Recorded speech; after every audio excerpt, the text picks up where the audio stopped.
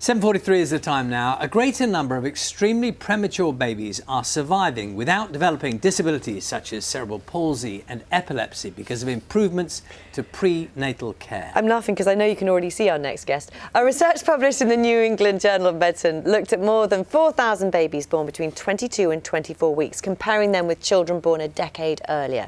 Well, joining us now is Victoria Bradley and her daughter, who you've just seen waving, Francesca, who was born at 24 weeks, morning, and is now 10 months old. And joining us from our London newsroom is Dr. Chris Gale from the Royal College of Paediatrics and Child Health, and also Francesca's dad is here as well. Let's talk about Francesca first of all, shall we?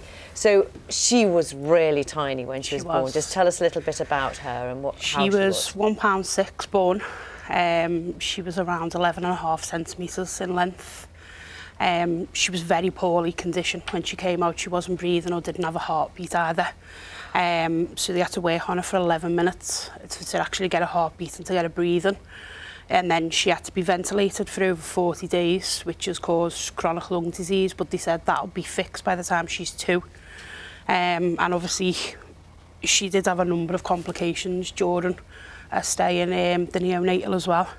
Well, it must have been she is so just a smiler. I'm in charge of smiling at your daughter for a little while. Just tell us, just straight away, I mean, this report is all about the long-term problems sometimes premature babies face. How is she? She's fine. She's absolutely perfect. As I say, the only thing she has got is chronic lung disease, which is because of the ventilator. But other than that, they said that'll repair itself by the time she's 2. And how many weeks was she born at? 24. 24, and it was just 24, wasn't 24 plus 2. Paul, it must have been a very traumatic time for you. It was terrible. I mean, I'd say it was unexpected, obviously. When we went in, it was a case of we didn't know what was going on. When she was born, it was 3 hours before we got to even find out how she was. They worked that long on it, and there's about 9 to 12 people working around at any one time. And I say, for us, we're so grateful for how much of an expert they are at surviving, because we were just shocked, weren't we? Yeah. Just, when I say, I've got an older daughter, who's nearly 17, Rebecca, and her birth was fantastic, just nothing wrong. So I thought I'd experienced everything, and I hadn't. Wow, well, let's speak to a doctor, Dr. Chris Gale from the Royal College of Paediatrics and Child Health. So it seems, and this is research from the US, babies surviving without neurological implications, which is really good news, isn't it? Yeah, absolutely. I think this is a really wonderful story and a really wonderful piece of research. And I think, absolutely, these are overwhelmingly positive results for these very, very premature babies. What's made the difference? I think this paper that you referred to and a lot of other research suggests that we're just getting better at providing care before these babies are born, during birth, and in particular after they're born on the neonatal unit. So we're getting better at providing perinatal and neonatal care for these most premature babies. And I think because we're getting better at providing that, that's why so many more of these babies are surviving, and more importantly, surviving without long-term neurodevelopmental problems, as this paper so nicely points out. Yes, Victoria, it's worth mentioning, isn't it, that the timing is so crucial. I mean, just explain to people that there's a 2-day margin in your situation with Francesca. Just explain that and the significance of when she was born. What they said was because I was just over the 24-week mark, she is classed as a viable pregnancy and a viable birth. But if she would have been born 2 days prior to that, they wouldn't have done anything to resuscitate her or to try and help her, because obviously she's not classed then as a baby. It would have been classed as a miscarriage, even though I still would have had to give birth to her.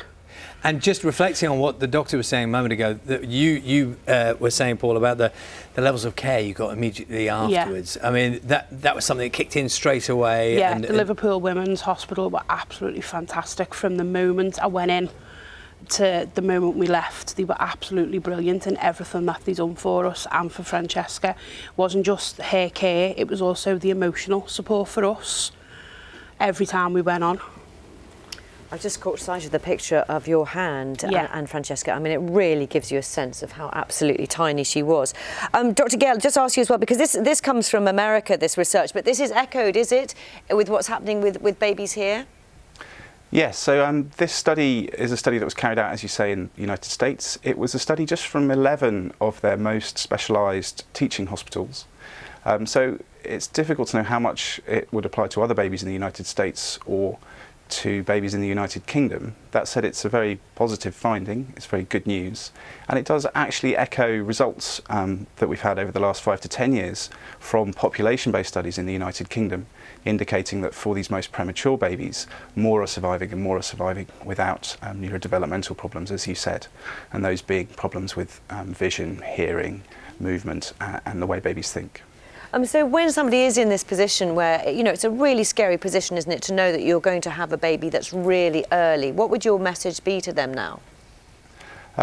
Absolutely. I mean, I think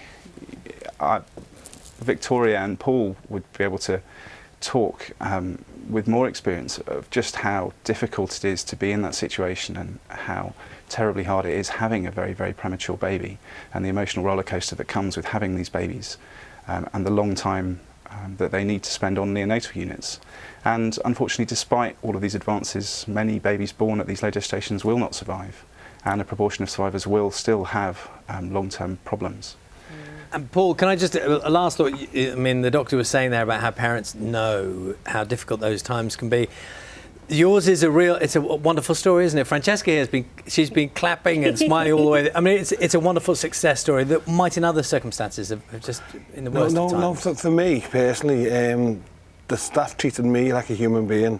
It wasn't all about the mum, it was about the dad as well. Always concerned how I was feeling as well as obviously Victoria. And I'm saying that their support got the three of us through it, all of us. I mean, our journey at the moment has been fantastic. It started off the worst it possibly could have been, and if you look at her now, she's absolutely superb. She is indeed. Thank you so much for coming in, and honestly, You've best been so ever behaved baby. Behaved. Look at and you. so smiley. Dr. Chris Gale, thank you as well for your time this morning. Thank you. Thanks very much.